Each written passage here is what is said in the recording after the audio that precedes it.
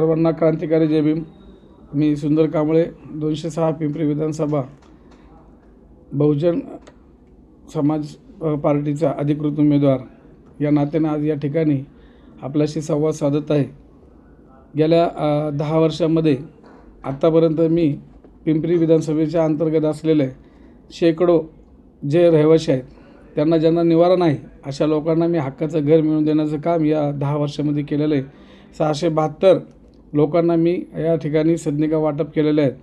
त्याचबरोबर आत्ता सध्याला माझे या ठिकाणी 4 प्रोजेक्ट चालले आहेत की जेणेकरून त्यांना घर नाही अशा लोकांना मी त्या ठिकाणी घर देण्याचा प्रयत्न करत आहे। असंघटित क्षेत्रामध्ये विशेषतः माझे गेले 12 वर्षापासून काम आहे। मी सध्याला या पिंपरी चिंचवड शहरामध्ये झोपडपट्टी भाग असल्याकारणाने या ठिकाणी जे बी नागरिक राहतात ते सर्व हातावरचं पोट आहे, म्हणजेच कोण गवंडी बिगारी वगैरे अशा पद्धतीचे कामं करतात आणि त्यांचं मी नेतृत्व या ठिकाणी 10 वर्षे करत आलेलो आहे।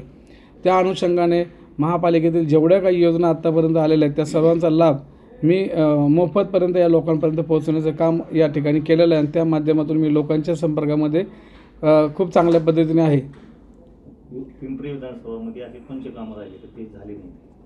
बघा, पिंपरी विधानसभेमध्ये सर्वात महत्त्वाचं म्हणजे आता ही जी विधानसभा ही मागासवर्गीय विधानसभा आहे। या विधानसभेमध्ये झोपडपट्टीचा भाग मी सांगितल्या पद्धतीने सर्वात मोठ्या प्रमाणात आहे। लोक या ठिकाणी जे राहतात त्यांना सर्वात महत्त्वाचा मुद्दा असतो राहण्याचं घर। त्यांनी पुनर्वसन करायला पाहिजे होतं, परंतु आतापर्यंत या लोकांनी काय पुनर्वसनचा मुद्दा हातामध्ये घेतलेला नाही, कारण त्यांना त्या गरिबांविषयी काय देणं घेणं नाही आहे।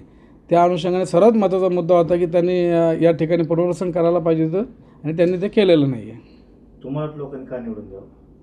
बघा, गेल्या 10 वर्षामध्ये माझं तर साधं सोपं उत्तर आहे की गेल्या 10 वर्षामध्ये ज्या विद्यमान आमदारांनी काम करायला पाहिजे होतं ते त्यांनी केलं नाही आणि मी जे विकासाचे कामे केलेले आहेत या दोघांची जर तुलना केली तर मला त्यांनी जे नाही कामं केले त्याच जीवावरती माझं काम बघून मला निवडून द्यावं। याच्या आधी झाले मग काम 15 वर्षापूर्वी जेव्हा याच्या आधीचा आमदार होता त्यांनी पण कुठं केलं म्हणून तर त्यांना पाडलं ना। त्यांना पाडायचं कारण काय होतं की चला वा यांना एकदा संधी दिली, सुशिक्षित होते ते पण। काय मुद्दे असे पिंपरी विधानसभामध्ये काय मुद्दे असे कधी तुम्ही करणार? आता बघा, आमचं ध्येय तर सर्वात महत्त्वाचं म्हणजे या ठिकाणची जी गुन्हेगारी वाढलेली, गुन्हेगारी का वाढलेली? बघा, गुन्हेगारी वाढत असताना या ठिकाणी सुशिक्षित वर्ग जास्त प्रमाणामध्ये आहे आणि हा सुशिक्षित वर्ग हा मागासवर्गीयच आहे। हाताला काम नसल्या कारणाने या ठिकाणी गुन्हेगारी वाढत आहे। त्यामुळं सुशिक्षित लोकांना, जे सुशिक्षित मुलं आहेत त्यांच्या हाताला काम मिळालं पाहिजे जेणेकरून गुन्हेगारी संपुष्टात आली पाहिजे।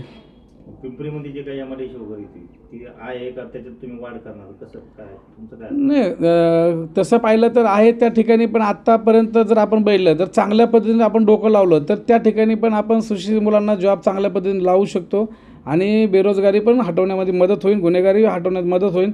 आणि जर काही कंपन्या जसं आपण बघितलं की आता भोसरी भागामध्ये पण चांगल्या पद्धतीने कामकाज चालू आहे, त्या पद्धतीत जर आपण जर विधान भवनामध्ये जर जाऊन जर चांगले विषय मांडले आणि जर कंपनी येण्याचा जर आपण अट्टास केला तर येऊ शकतात आणि त्या अनुषंगाने जास्तीत जास्त या ठिकाणची जी बेरोजगारी ती कमी होईल। तुम्हाला असं म्हणायचं की मागच्या 10 वर्षात 15 वर्षात कुठल्याच आमदारांनी विधानसभेत आवाज नाही उचलला? पिंपरीच्या तर केलेला नाही, तुम्हाला पण चांगल्या पद्धतीने माहिती आहे। आता कुठल्याच म्हणता येत नाही, कारण ज्यांनी केलं ते केलेलं आहे, त्यांचं आपलं काय बोलायचं काय अधिकार पण आपल्याला त्यांचं काय देणं घेणं। आपण पिंपरीविषयी बोलूया। पिंपरीच्या 10 वर्षाच्या कालावधीमध्ये तुम्ही स्वतः प्रेसवाले तुम्ही मला दाखवा कुठला विषय त्यांनी उपस्थित केला आहे। अहो सध्या सर्वात महत्त्वाचा विषय, तुम्ही एस सी कॅन्डिडेट आहे, एस सीमधून निवडून येता। पिंपरी विधानसभा झोपडपट्टीचा भाग आहे, या ठिकाणी साधा झोपडपट्टी पुनर्वसनचा विषय, जर ट्रान्सफर फी जर एखाद्याने झोपडी विकत घ्यायची म्हणलं तर ती विकत घेत नाही, तर त्याला बांधायसाठी 10,000 रुपये खर्च येतो आणि त्याला ट्रान्सफर करायचं असेल तर 40,000 रुपये खर्च येतो। मग नियमामध्ये बदल करणं हे या विधानसभेमध्ये आमदाराचं काम होतं। कमीत कमी त्याने ती 40,000ची फी सध्या माफ नाही केली आत्तापर्यंत। हा विषय त्यांनी घ्यायला पाहिजे होता तिथं विधानसभेमध्ये। तो जर घेतला असता आज या झोपडपट्टीच्या लोकांना भरपूर फायदा झाला असता त्याचा।